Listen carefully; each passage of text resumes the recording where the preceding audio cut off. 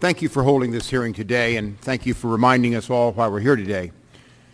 It gives me no joy to have joined you in calling this hearing. We were faced with an unenviable choice: allow a strenuous challenge to the Mitchell Report to stand without review, or open ourselves up to criticism that we're grandstanding, that we're acting like self-appointed prosecutors trying the claims of that report.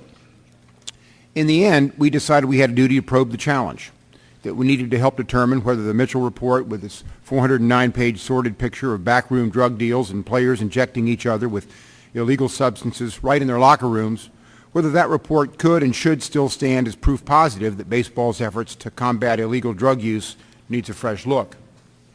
Our hearing yesterday was a helpful reminder of the importance of our work. We learned how those attempting to sell HGH are scamming consumers and breaking the law. We learned of the terrible risks associated with unapproved use. We learned yet again of the dangers and phony messages being sent to young athletes that there are magic pills and wonder drugs that can grease their path to the Hall of Fame. So while today's hearing may be awkward and joyless, we know why we're here. We're here to again try to disrupt and discredit the crass messages aimed at our children. We can't be arbitrators of credibility, at least not this soon after gathering evidence. We can't be lured into attaching a coefficient of credibility to different witnesses. We can only collect facts and present them as completely and dispassionately as possible. Today we'll let the American people judge who's to be believed in this unfortunate battle of wills, memories, and reputations. Coming into today's hearing, we have before us two very different stories. They're in many ways incompatible. Someone's lying in spectacular fashion about the ultimate question. But we have not prejudged, nor should anyone tuning in today prejudge. Let's listen to the witnesses. Let's probe disparities and contradictions. Let's remain fair and objective. And then let's decide whether anything we've learned leaves the Mitchell Report in a less glowing light than it's thus far enjoyed. As we did in January, we want to commend Senator Mitchell for his work.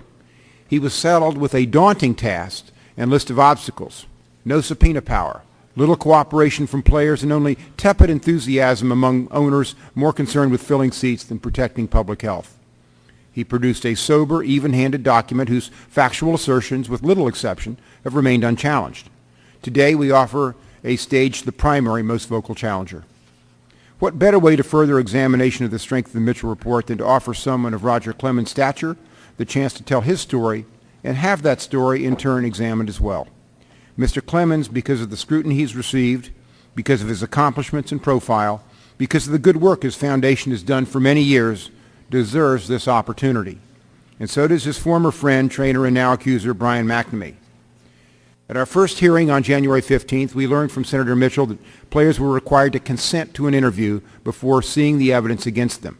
And they couldn't simply appear, review the evidence, and leave if they concluded they had nothing further to say. It's not hard to imagine why players like Roger Clemens might have opted to remain mum under this scenario. Today is his chance to speak free of these constraints, yet under oath and before a multitude of interested observers. We'll ask our witnesses about the contradictions, open threads, and mysteries we've uncovered through interviews, depositions, and document review. We'll find out if witnesses are sticking to their stories. We'll probably discover that some lines of inquiry are red herrings. We'll undoubtedly learn things that are new to us, and perhaps we'll end up as confused and as uncertain as ever. But reaching consensus on whether the Mitchell Report is now sullied does not require us to reach firm conclusions or judgments on the veracity of our witnesses today. Factual resolution, whether through exoneration or heightened skepticism, need not be our goal. Today's testimony and questioning may not be tidy. Our hearing may not end up wrapped in a neat package and may not fit the storyline anticipated by many and hoped for by some. That's okay.